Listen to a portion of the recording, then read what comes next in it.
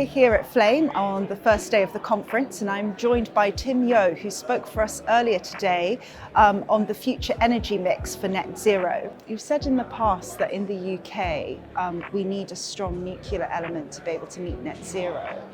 What do we need on the technology front to enable this to happen? Well, firstly, we need a new business model.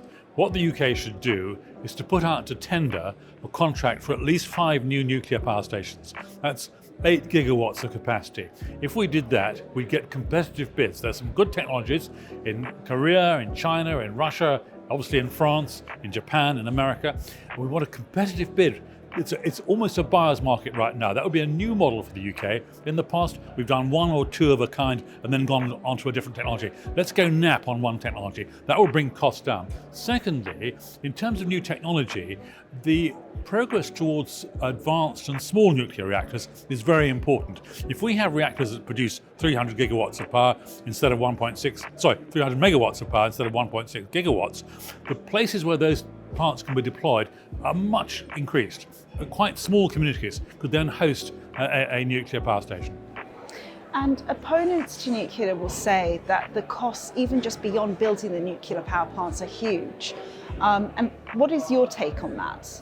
Well, the way to get the cost down is not to keep building new and different types of plants. If we go nap on one plant, it could be 5, could even be 10 new plants producing 16 gigawatts of capacity. That's what the UK is going to need over the next 15 years. If we do that, you get huge economies of scale. We're even seeing that at Hinkley Point. The second one they build at Hinkley Point, EDF will say, will be about 20% cheaper than the first one. So if we go nap on one technology, we'll get costs down quite dramatically. Secondly, we've got the huge advantage in the UK. There are sites which are already licensed for nuclear installations. Ones where we've had nuclear plants in the past, they've closed down.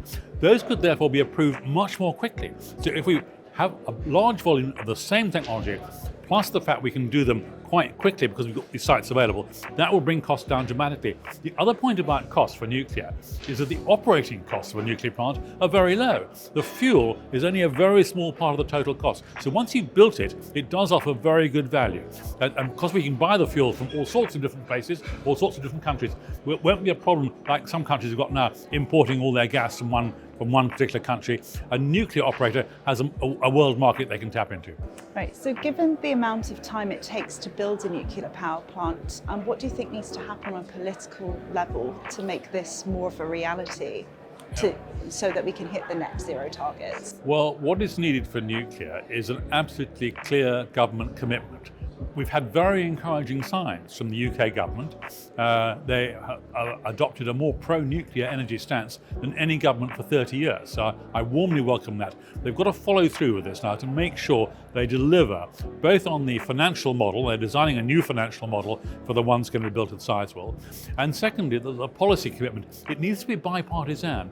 The good news is the Labour Party's always been a supporter of nuclear as well. The trade unions like nuclear energy. They provide good, clean jobs, well-paid jobs. So we could get a completely bipartisan approach. So we know that if it's an election, a change of government, that won't alter the commitment to nuclear. I think if we have that, that will give people confidence, and they'll.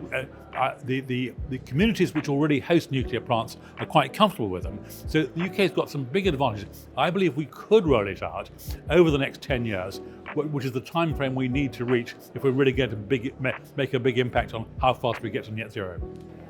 And during your career in the energy sector, what have you seen change, and what do you see as being the big challenges of today?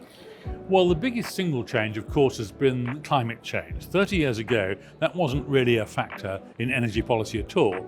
Today, alongside security of energy supply, it is the most important factor. And that's not going to go away. The climate crisis is going to get much worse quite quickly. We may be worried about it now. We'll be in a panic about it in 10 years' time when we see excessively high temperatures, severe droughts, very heavy precipitation, so big storms and high winds. Those are going to make people really quite scared of climate change. And the time frame of responding is getting shorter and shorter.